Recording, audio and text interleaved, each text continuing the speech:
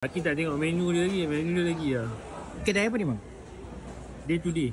Day to day? Ni, dia antara kedai yang paling famous. Kedai dia yang paling famous. Orang daripada Damansara, Sri Melanci, semua datang makan ni. Masya Allah. Ni kedai ala-ala Pakistan ke India ke macam mana? India. Oh Masya Allah. Halal bang insyaAllah. Masya Allah. Tengok nama. Ni dah memang legend Berapa lama bang? Dia lama kedai kat 15 tahun dia. Kan 15 tahun bang Oh ni macam-macam.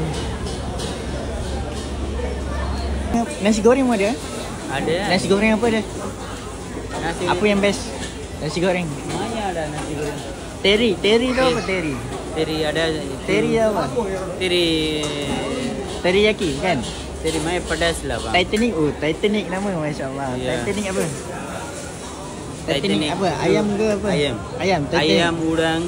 Ayam udang. Yang biasa ada biasa. Biasa ayam lah. Ayam. Beli satu. Makan Satu makan okey. Bang pedas Itu Ah. mai pedas. Banyak pedas Mai Kurang pedas. boleh? Tak boleh lah. Tak boleh. Okey kasih kita try satu kali tengok macam mana. Makan nasi goreng jila lah. Jila. Ya. Nasi goreng jila mana ada sini jila. Oh, nasi goreng jila. Okey. Okey. 3 nombor. Okey, nasi goreng jila. Itu biasa. Biasa ayam. Ayam. Juga. Okey, boleh satu. Makan, Makan. Dah satu. Ayam Makan Mana duduk? Sini. Duduk saya bagi ya. Okey.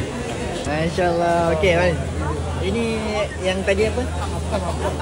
Apa manis tadi saya makan kan? Oh, masya-Allah. Okey.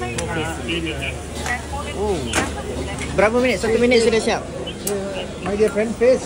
Oh, masya-Allah. Okey. Makan sama susu.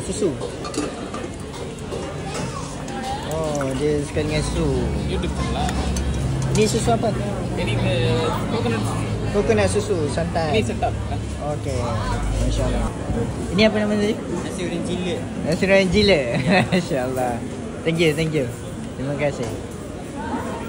Ini dia punya jila.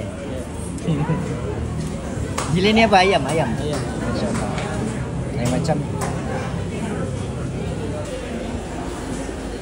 Pasal